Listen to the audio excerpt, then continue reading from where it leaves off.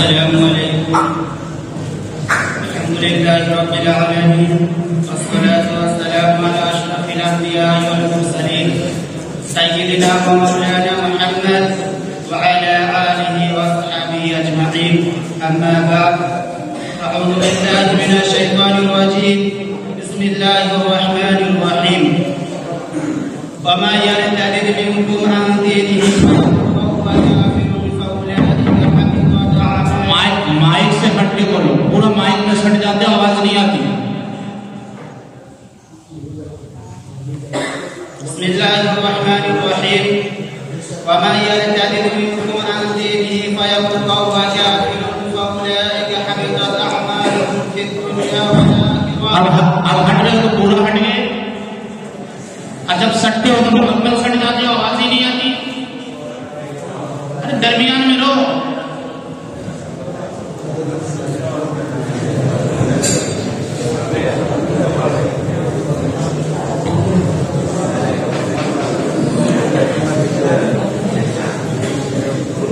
बिस्मिल्लाहिर्रहमानिर्रहीम।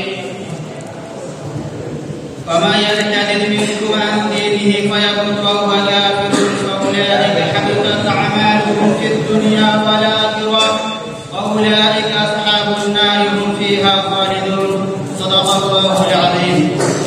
فيا صاحب الفضيلة رئيس الحفلة المباركة الميمونة، مديرها المبارك، حكامها العادلين، ضيوفنا المكرمين، أساتذتنا الإكرام، جنود العلم والمعرفة ومستقبل الأمة، إن مشاركتي في هذه المسابقة العربية مما هي الشكر والافتخار. فأولا أشكر الله سبحانه وتعالى على هذه النعمة، وأشكر القائمين بهذه الحفلة. أحبابي الكرام، إنه قد يشرفني أن أقدم إليكم كلمات عديدة حول الموضوع فتنة الارتداد. إن أخطر وأشد الحوادث فتكا بالمسلم هي الحوادث الثلاثة التي أمر الشرع بالقتل عليها. فقد روي عن عبد الله بن مسعود رضي الله عنه قال: قال رسول الله صلى الله عليه وسلم: لا يحل دم امرئ مسلم يشهد أن لا إله إلا الله وأني رسول الله صلى الله عليه وسلم إلا بإحدى ثلاث: السيب الزاني، والنفس بالنفس، والتارك لدينه المفارق للجماعة. وأشد الثلاثة الترك لدينه عن الردة، والردة هي الكفر بعد الإسلام. إنها مسألة كفر وإيمان، إنها مسألة بقاء على الإسلام وخلع الله، وليس شيء من السيئات يحبط جميع الأعمال إلا هي، فإن مات على ردته حبط عمله. وثبت عن كلمة عن ابن عباس رضي الله عنه قال: عن ابن عباس رضي الله عنهما عن النبي صلى الله عليه وسلم قال: من بدل دينه فاقتلوه. ومعنى الحديث: من انتقل عن دين الإسلام إلى غيره واستمر على ذلك ولم يتب فإنه يقتل. هناك شهد التاريخ الإسلامي حوادث ردة عديدة، أبرزها وعنفها ردة قبائل الجزيرة العربية على إثر وفاة الرسول صلى الله عليه وسلم الثورة الكبيرة التي وعدها أبو بكر الصديق رضي الله عنه في مهدي بإيمانه واسمه الذي ليس له مثيل في التاريخ. ومنها حركة التنصر التي انتشرت في إسبانيا على إثر جلاء المسلمين، والتي ظهرت في بعض الأقطار التي استولت عليها الدول الغربية المسيحية.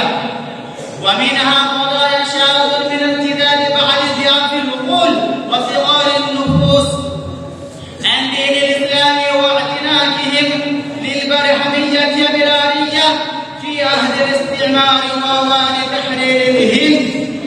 وردة واجبها اليوم هي أخطرها وأعمقها وأشملها وأضخمها. الرجل يرتد عن الإسلام لجانب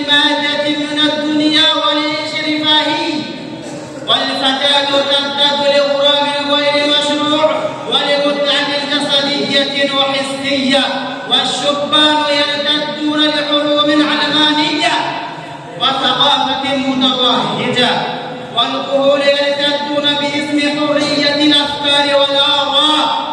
أيها المستمعون الكرام، فالرجال في خطر، والنساء في خطر، والفتيان في خطر، والفتيات في خطر، والأطفال والصبيان في خطر، والدين في خطر، والحقيقة أننا كلنا في خطر، لأن المرتدين محيطون بنا. أيها الحاضرون الكرام، فإن لم نواجه هذه الدعوة، فإن لم نواجه هذه التحيات فإن لم نواجه هذه التحديات بكل ما نستطيع، فستحدث إمكانية انقضاض قيمنا الدينية، وسنحمل الأجيال القادمة إلى المقابر على ركابنا.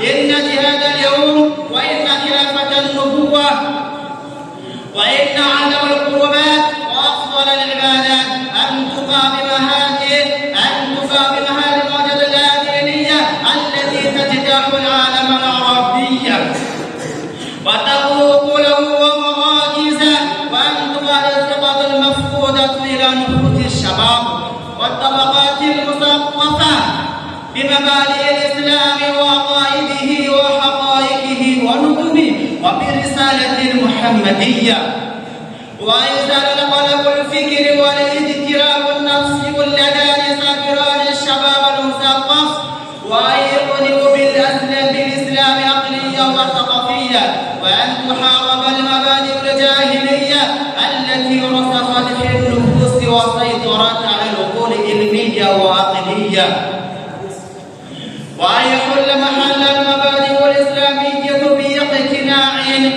بإيمان وحماسة.